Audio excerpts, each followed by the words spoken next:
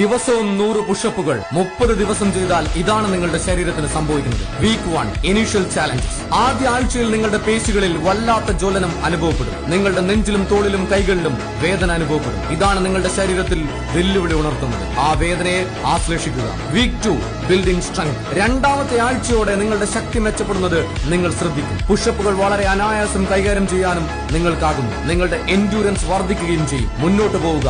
നിങ്ങൾ ഒരു ഉറച്ച അടിത്തറ പണിയുകയാണ്.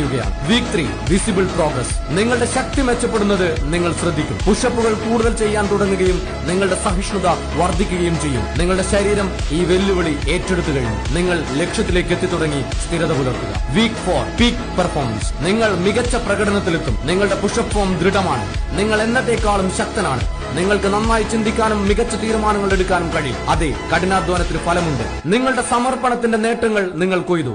ശരിയാണ്, നിങ്ങൾ ശക്തിയും സഹിഷ്ണുതയും ആത്മവിശ്വാസവും വളർത്തിയെടുത്തു. 100 പുഷപ്പ് ചെയ്യാൻ നിങ്ങൾ റെഡിയാണോ? എങ്കിൽ ചലഞ്ച് ആക്സെപ്റ്റഡ് എന്ന് കമന്റ് ചെയ്യുക.